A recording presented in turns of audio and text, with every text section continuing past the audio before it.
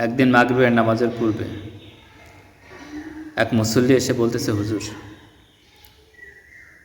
নামাজের পরে একটু আমার ছেলের জন্য দোয়া করবেন, আমার ছেলে বিদেশ যাবে।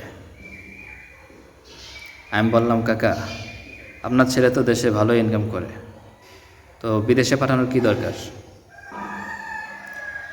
সে আমাকে বলল, হুজুর, এসব আপনি বুঝবেন না। 20-25 হাজার টাকা মানুষের কি হয়? ওকে বাইরে পাঠাবো, যদি প্রত্যেক মাসে 60-70 হাজার টাকা, লাখ টাকা পাঠাতে পারে, তাহলে না একটু চলে। যা হোক, মুসল্লির কথা শুনে একটু অবাক হলাম এবং নামাজের পরে দোয়া হলো, মুসল্লিদের মিষ্টিও খাওয়ানো হলো। কিছুদিন পরে মসজিদের ভিতরে কমিটির সদস্যরা, সভাপতি বলতেছেন যে ইমাম সাহেবের তো অল্প টাকা বেতন, তার কিছু টাকা বেতন বাড়িয়ে দেওয়া হোক। তো সবারই কিছু কিছু টাকা ধরা হলো।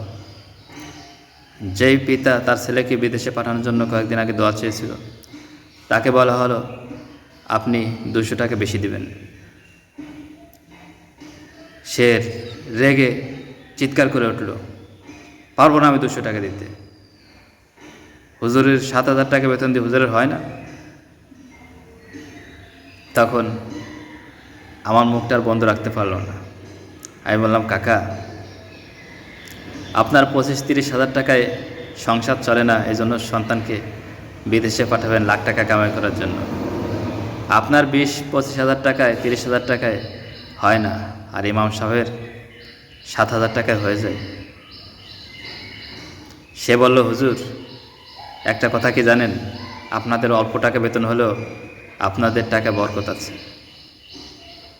তখন আমি বললাম, এভাবে আর কতকাল আপনারা ইমামদেরকে ধোঁকা দিবেন, আলেমদেরকে ধোঁকা দেবেন?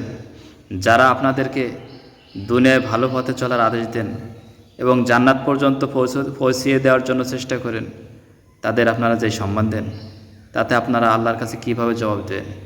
আল্লাহর সামনে কিভাবে দাঁড়াবেন? যারা আলেমদেরকে সম্মান করতে জানে না, ইমামদেরকে কদর করতে জানে না, আল্লাহ তাআলার কাছে তাদের কোনো মূল্য নেই। কোরআন আল্লাহদেরকে সম্মান করুন। যারা আপনাদেরকে জান্নাতের পথ দেখায়, অসীম জান্নাতের ঠিকানা দেখায়, চেনায়, তাদের অন্তত মূল্যায়ন করতে শিখুন। আপনার যদি লাখ টাকায়, 30 হাজার টাকায়, 20 হাজার টাকায় না হয়, তাহলে ভেবে দেখুন একজন ইমাম সাহেবের 7,000-8,000 টাকায় কী হয়।